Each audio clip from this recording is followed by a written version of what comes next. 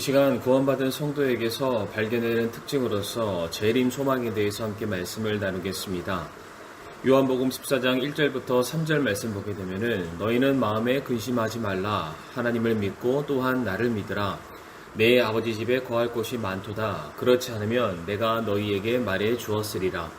내가 너희를 위해 처소를 예비하러 가노니 가서 너희를 위해 처소를 예비하면 내가 다시 와서 너희를 내게로 받아들여 내가 있는 곳에 거기에 너희도 있게 하리라.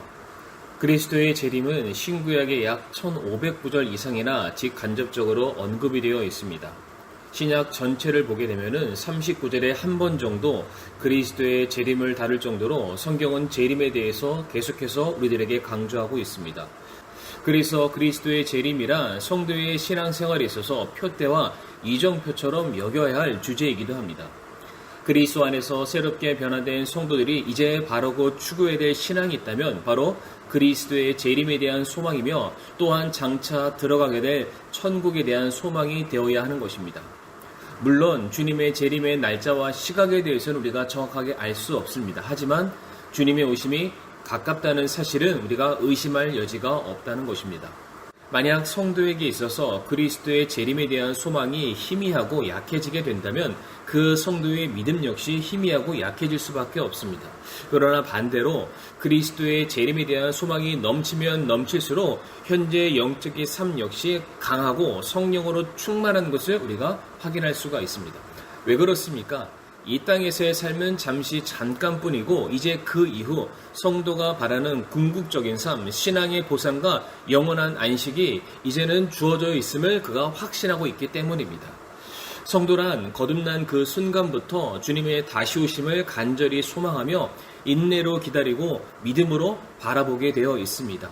이제 주님의 오심을 통해서 그동안 성도들이 그들에게 주어진 보이지 않았던 모든 것들을 이제는 그들이 보게 될 것이요, 소망하는 실체들을 그들이 소유하게 될 것이며 희미하게 보고 알던 모든 것들을 이제는 얼굴과 얼굴을 맞대며 보는 것처럼 선명하게 알게 될 것입니다. 그래서 성경은 성도들이 지금까지 살아온 신앙의 분투의 그 삶을 언제까지 어떻게 살아야 하는지에 대한 분명한 기준과 기한을 제시해주고 있습니다. 바로 그것은 그리스도의 나타나심이 있을 때까지입니다. 디모데전서 6장 14절 말씀 보게 되면 너는 우리 주 예수 그리스도의 나타나심이 있을 때까지 점도 없고 책망받을 것도 없이 이 명령을 지키라 라고 말씀하고 있습니다.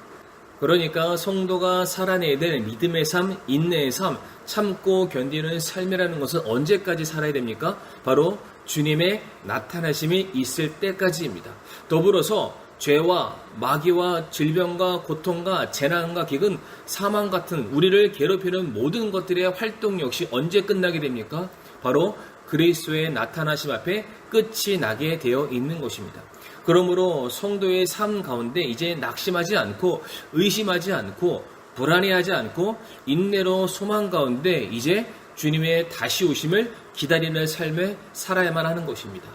야고보서 5장 8절 말씀에 너희도 인내하고 너희 마음을 굳건히 하라. 주의 오심이 가까이 다가오고 있느니라.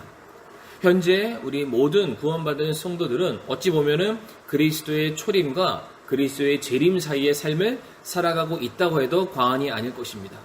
그런데 다시 오실 것을 약속하신 주님께서 그 하신 말씀이 벌써 2000년이라는 시간이 넘어서고 있습니다. 그러다 보니까 어떠한 사람들은 주님의 재림은 없는 것이다. 그것은 상징이다. 비유다. 라고 말하면서 사람들에게 재림 소망을 꺾어버리는 사람들이 있는가 하면 또 어떤 이들은 이미 자신이 재림 예수라고 거짓으로 사람을 현혹시키는 그런 사람들도 있습니다. 그러다 보니 어느덧 성도들 가운데 긴박한 재림에 대한 신앙을 우리가 사모하고 준비하기보다는 그냥 관심 밖으로 사라져버린 그런 모습들을 종종 발견하게 됩니다. 그러나 성경이 우리에게 말하고 있는 현재의 때는 어떠한 때입니까? 로마서 13장 11절 말씀에 또 때를 알거니와 지금이 우리가 잠에서 깨어야 할 바로 그때이니 이는 지금 우리의 구원이 우리가 믿었을 때보다 더 가까이 있기 때문이라. 바로 지금이야말로 잠에서 깨어야 할 바로 그때, 바로 지금이야말로 주님의 다시 오심을 우리가 기다리고 사모해야 될 때라고 성경은 가르치고 있습니다. 그래서 그리스도의 재림을 준비하고 맞이하는 삶보다 더 다급하고 우리 코앞에 다가온 일은 없습니다. 지금이라도 주님께서는 오실 수가 있습니다. 만약 그렇다고 가정한다면 바로 지금이라는 순간이 어찌 보면은 성도가 주님을 맞이하는 첫 번째 모습이자 순간이 될 수 있음을 우리가 잊지 말아야 됩니다. 그렇다면 과연 우리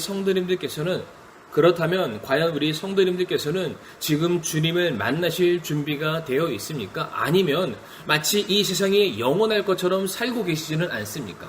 최소한 내가 살아있는 동안에는 주님이 오지 않을 것이라는 그런 생각 가운데 혹여나 살아가고 계시지는 않습니까? 그러나 잠시 후면 주님께서 오시게 될 것입니다. 주님의 재림을 사모하는 모든 이들에게는 그 재림의 때야말로 말할 수 없는 영광이요 기쁨의 때가 될 것이지만, 그러나 재림을 믿지 않는 모든 자들에게는 바로 그 순간이 재앙이요 심판이요 부끄러운 시간이 될 수 있다는 사실입니다. 그럼 우리 사랑하는 성도님들, 더 영원하고 가치 있는 것들, 썩지 아니할 것을 준비하며 사시길 바랍니다. 지금이라는 순간 주님께서 기뻐하실 만한 모습이 무엇인지 항상 깨어 기도 가운데 준비하시고 말씀을 통해서 시대를 분별하시며 충성되고 신실한 종의 모습을 갖추시기를 바랍니다.